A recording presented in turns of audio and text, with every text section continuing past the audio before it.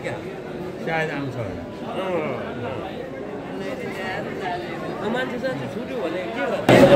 नमस्कार सम्पूर्णमा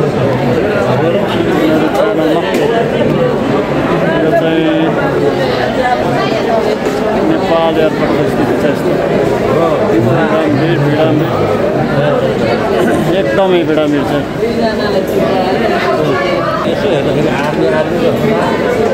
हजुर ल युवा जति चाहिँ खाडी र युरोप कन्ट्रीतिर लाग्न थालिसकेको रहेछ नेपालमा चाहिँ युवाहरूको चाहिँ सबै सकिए जस्तो छ बुढाखाडा वृद्धहरू मात्रै होला गाउँतिर सबै खाडीतिर र बाबा अलिअलि युरोप जाने दाजुभाइले आफ्नो बाबुआमा जति बुढाबुढी बोलाइराख्नु भएको छ गाउँ चाहिँ देश चाहिँ सबै बुढाखाडा मात्रै भएको स्थिति छ यो एयरपोर्टको स्थिति हेर्दाखेरि सबै युरोप खाडी सक्ने जति युरोपतिर नसक्ने जति खाडीतिर देशमा युवाहरू चाहिँ कमी भएको अवस्था देखिएको छ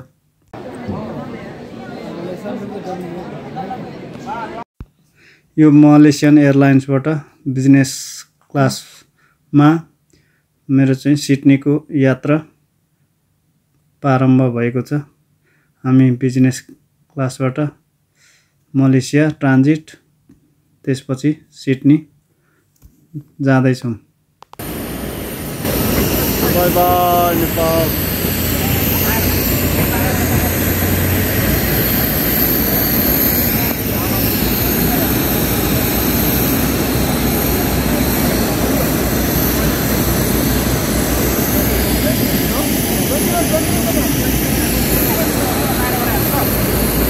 मलेसिया एयरलाइन्सबाट कुलालम्पुर जाँदै हुन्छ सबैजना हाम्रा खेलाडी साथीहरू पनि हुँदो रहेछ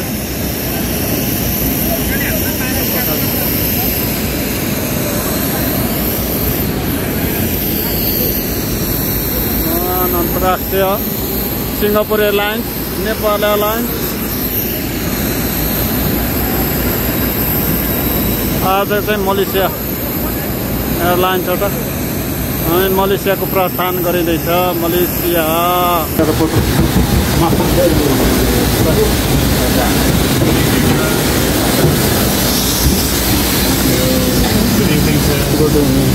Thank you, Mr. Ram. This one, second A17. Boarding card, master. Careful.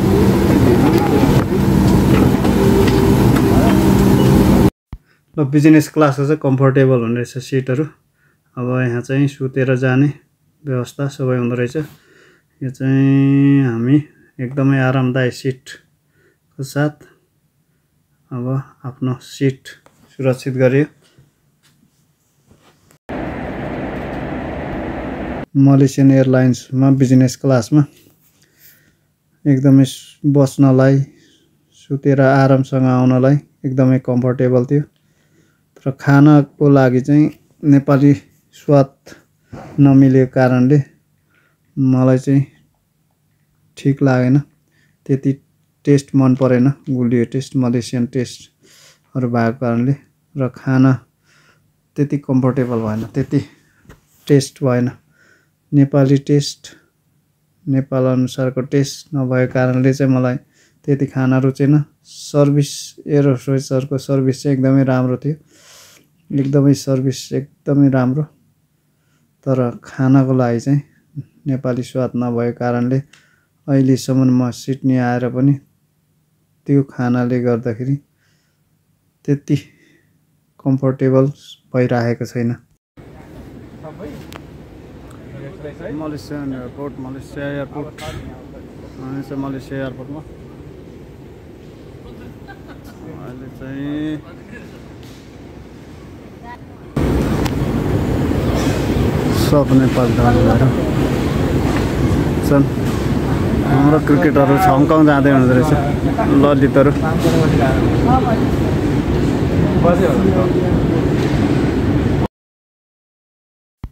Malaysia airport चाहिँ एकदमै ठुलो रहेछ भित्र खानको लागि बस्नको लागि राम्रो व्यवस्था ग्लोबल लन्च एयरपोर्ट मलेसियन एयरलाइन्सको lounge branded shop duty free एकदमै राम्रो व्यवस्थित तरिकाको पसलहरू खानको लागि restaurant bar lounge house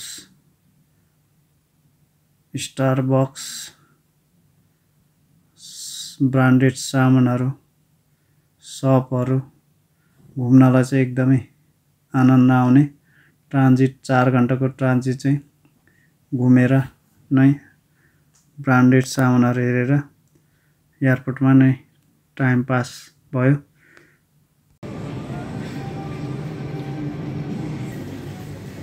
Starbucks नमस्कार हामी चाहिँ अहिले एयरपोर्ट लन्चमा छ।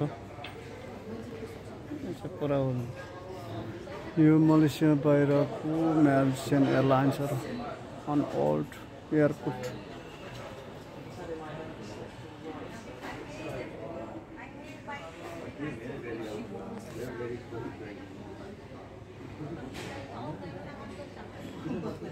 लन्च गरिराख्नु छ सबैजना।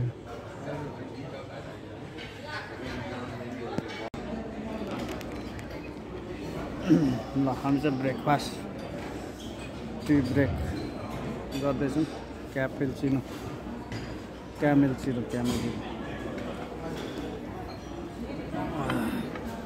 लिएर बसेका छौँ है।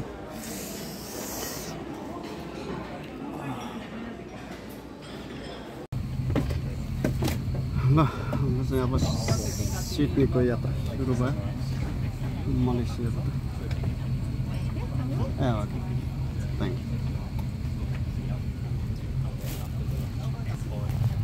यू। ल अब हाम्रो सिडनीको यात्रा सुरु भयो।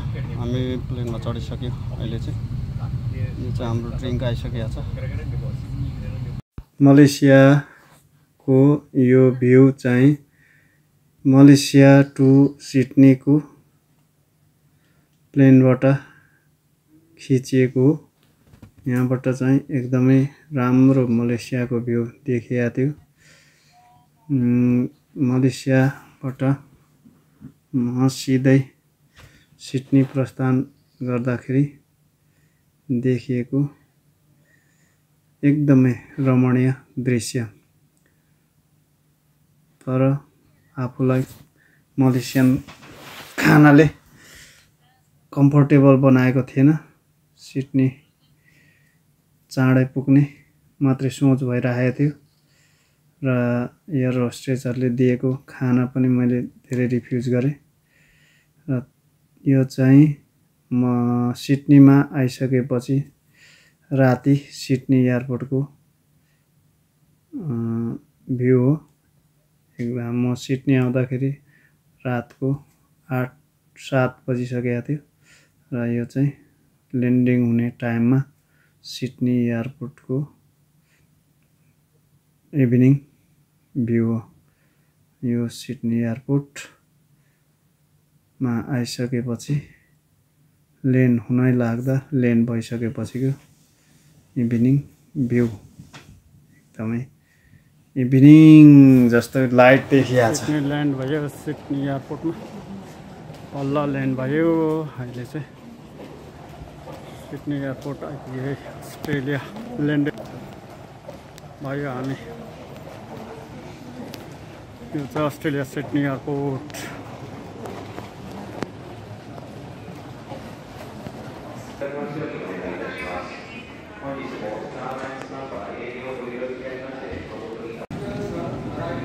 लगेज वेटिङमा अब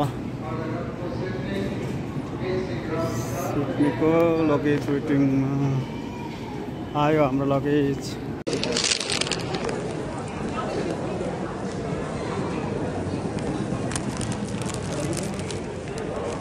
Bala, nah, welcome Australia, namaste.